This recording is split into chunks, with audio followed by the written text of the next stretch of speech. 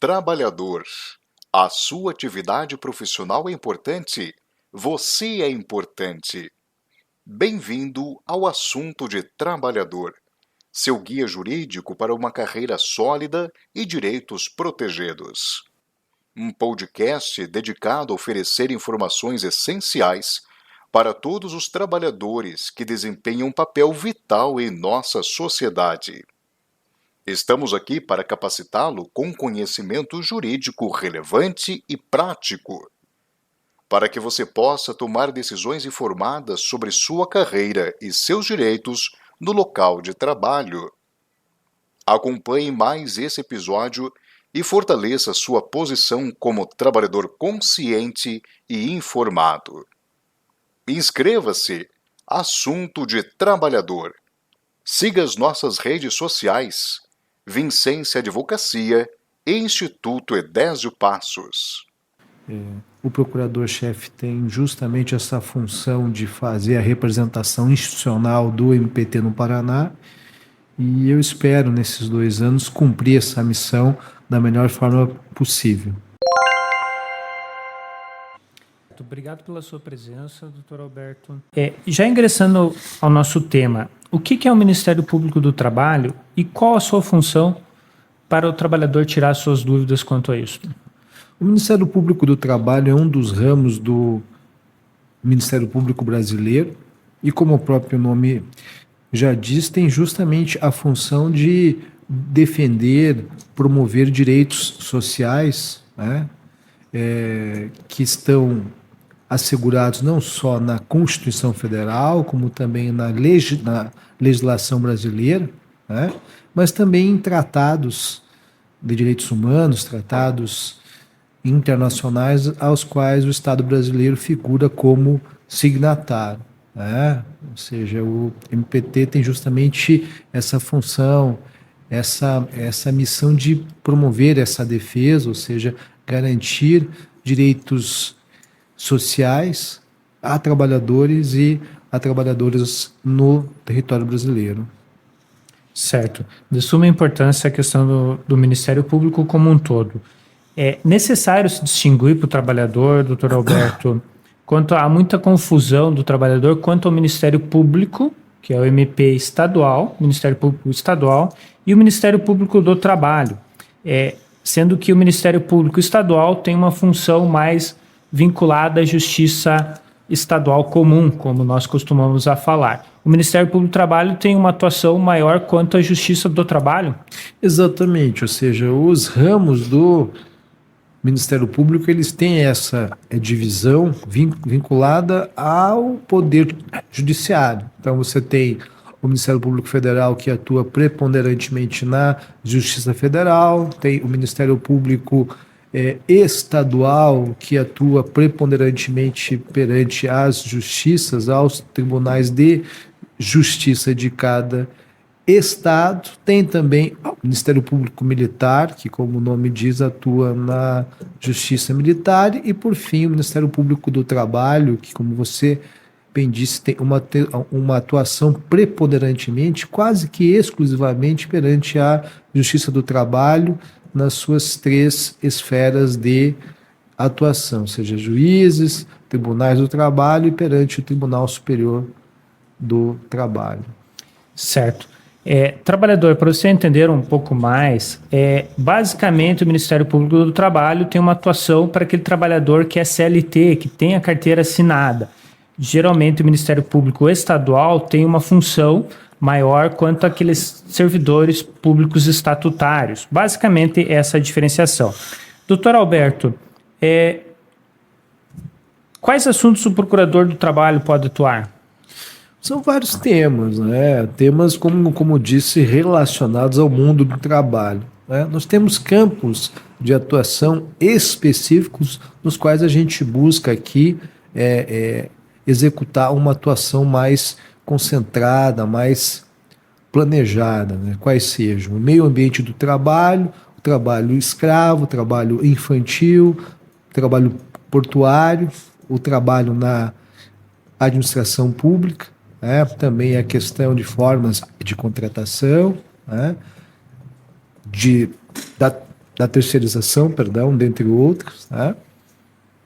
E também tem um campo muito pontual, muito específico da nossa atuação, campo esse ao qual, confesso, tem uma certa vocação, é o campo da liberdade sindical, ou seja, o MPT tem sim, nesses últimos anos, atuado como promotor da liberdade sindical, o que requer, entre outras coisas, um diálogo social feito perante entidades sindicais.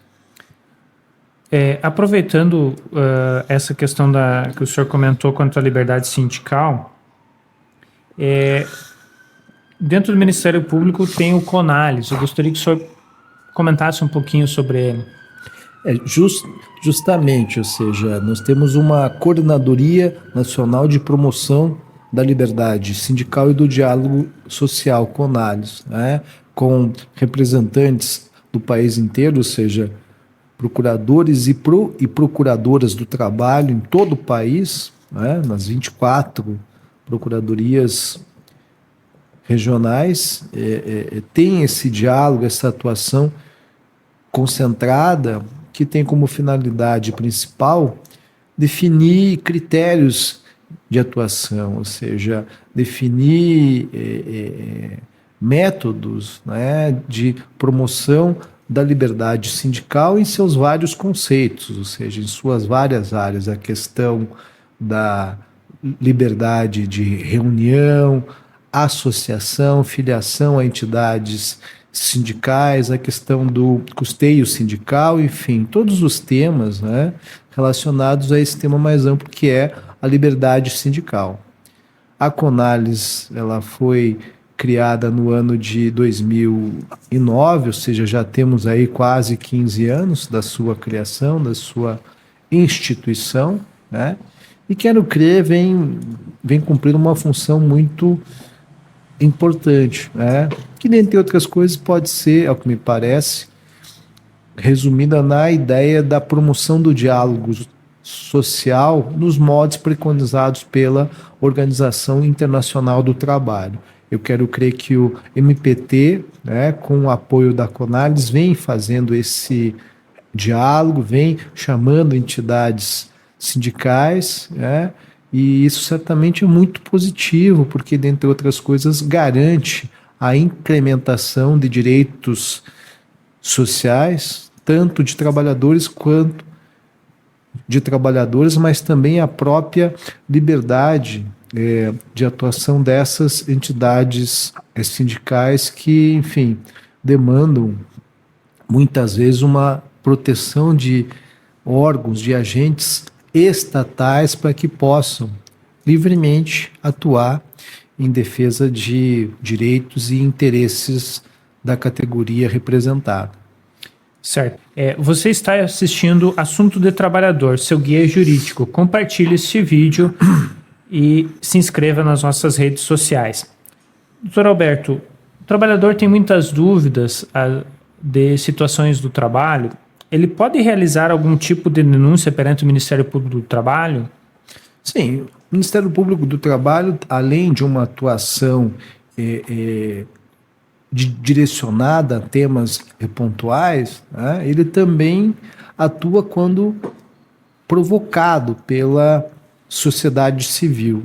E aqui certamente eu incluo tanto trabalhadores quanto trabalhadoras, né, ou seja, que podem, nas nossas diversas unidades no país inteiro, ou também pelo nosso site do MPT, do Ministério Público do Trabalho, apresentar denúncias de violações a direitos sociais que demandem a nossa atuação, né, que requeram a responsabilização de empresas, enfim, de quem eventualmente atente contra esses direitos laborais. Certo. Você, trabalhador que está nos escutando hoje, você pode ir no Google e digitar MPT9 denúncia. Ficará nos comentários aqui o link de acesso para denúncias. Inclusive, pode ser feito de forma anônima, né, doutor? Sim, sim.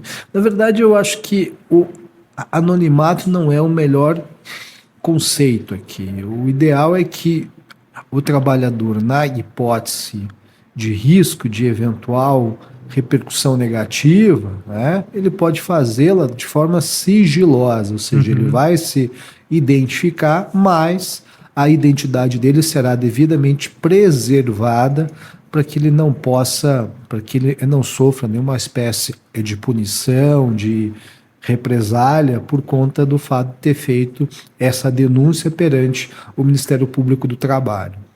Certo. O senhor comentou anteriormente trabalho escravo. Ainda repercute o trabalho escravo na nossa sociedade atual? O trabalhador muitas vezes se pergunta isso. Sim, eu não tenho dúvida disso. Claro que nós temos um novo modelo, né? O que muitas vezes se classifica como a escravidão moderna, né? Não se pretende aqui retornar a 100 anos, 150 anos, num modelo escravocrata que hoje não se repete. Mas ainda assim, nós temos ainda hoje práticas, né, de lesão, violação a direitos humanos, a direitos fundamentais, que podem sim ser classificados como trabalho análogo à condição de escravo, o que demanda a nossa atuação, né? Seja no campo, seja na cidade. Os procuradores do trabalho têm sido provocados para reprimir, para atuar de forma contrária a essa prática, né, e buscar, ou seja, ter como meta a erradicação do trabalho escravo no Brasil. Certo. Doutor Alberto, eu gostaria de perguntar, referente à questão dos sindicatos, principalmente a dos trabalhadores na busca pelo direito, ele é necessário para a nossa sociedade atual? Os sindicatos são fundamentais, são imprescindíveis ao regime democrático de direito. Ou seja, toda e qualquer atuação coletiva fundada no direito de associação, que tenha, nesse caso, como finalidade de promover direitos sociais, é absolutamente relevante na nossa sociedade, né? Não existe defesa de direitos, né? Não existe Estado de Direito sem, dentre outras coisas, a busca da justiça social, a busca de condições mais dignas, né? E certamente o sindicato tem essa finalidade, ou seja, as entidades sindicais que representam segmentos, que representam categorias, têm sim a finalidade de autotutelar, ao proteger direitos laborais, garantir uma condição mais justa, uma condição mais digna para esses representados. Então, sim, essa é uma função imprescindível para o nosso modelo de direito. Certo. Obrigado pela sua presença, mais uma vez. Doutor, aproveitando o seu livro, que inclusive está no site do Instituto Désio Passos, o e-book que pode ser baixado de forma gratuita, Negociação Coletiva Transnacional, Acordos Globais, Sindicatos e Globalização. Comente um pouco sobre como funciona o sindicalismo internacional e a sua experiência com este livro. Sim, nós temos federações de cunho internacional que têm justamente essa finalidade, ou seja, de buscar uma tutela em âmbito global. É de conhecimento de todos que com a economia globalizada não é mais possível você pensar numa tutela exclusivamente localizada. Ou seja, as empresas se organizam em cadeias produtivas globais, né? Cadeias essas em que determinado componente, determinado produto é fruto do trabalho de trabalhadoras e trabalhadores que estão em diversos pontos do planeta, né? Então, diante disso, nada mais é razoável do que uma atuação articulada entre entidades sindicais de diversas partes do globo, de diversos países, para que possam, sempre que possível, garantir condições dignas, condições mínimas de trabalho em toda essa cadeia. E a pesquisa de doutorado que resultou nesse livro, ou seja, negociação coletiva transnacional, tem justamente essa finalidade, ou seja, fazer uma análise e, por que não, apresentar o trabalho que tem sido feito, que tem sido desenvolvido por sindicatos transnacionais na defesa, repito, de direitos sociais em toda a cadeia produtiva. Certo. Uma última pergunta que não estava aqui no script considerando a uberização e uma manifestação infeliz, acredito, de um ministro, o senhor acredita que, diante da uberização e diante de todas essas questões do mundo do trabalho atual, é o fim da justiça do trabalho? Poderá ter um fim a justiça do trabalho? Olha, é difícil precisar, né? Ou seja, se nós vamos ter um ramo específico do poder judiciário para tratar questões relacionadas ao direito do trabalho, né? Eu prefiro, digamos, dizer que os conflitos laborais eles vão persistir de qualquer forma, ou seja, independente da forma de contratação, né? Mesmo que essa contratação seja feita a partir de um aplicativo, né, de um app que você baixa no celular, e a partir desse app você estabelece uma relação contratual trabalhista com uma empresa multinacional, um Uber, iFood e tantas outras, né? E eventuais disputas dessa relação contratual terão que ser julgados por uma instância do Poder Judiciário, né? Está lá, consta da Constituição Federal o direito ao acesso à jurisdição.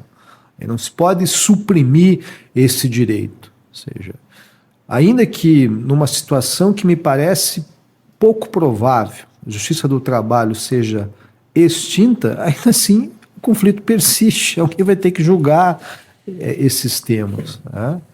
E diante desse contexto, quer me parecer que a Justiça do Trabalho tem sim um papel importantíssimo a desempenhar nesses próximos anos, nessas próximas décadas, inclusive nessas novas formas de contratação, não é?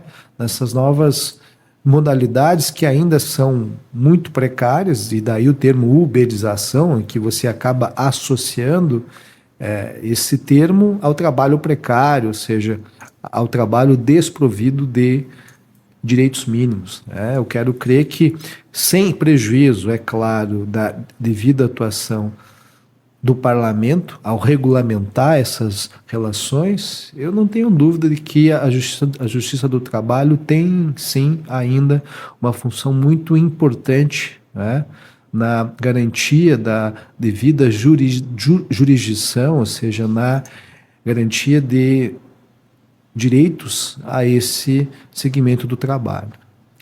Tá ok. Obrigado, doutor Alberto. Assunto do Trabalhador, um podcast que é seu guia jurídico. Compartilhe e siga as nossas redes sociais. Obrigado pela presença e um grande abraço. Obrigado. Estamos no âmbito do MPT à disposição de todos, seja no nosso site, seja, repito, nas nossas 10 unidades no estado do Paraná. Obrigado.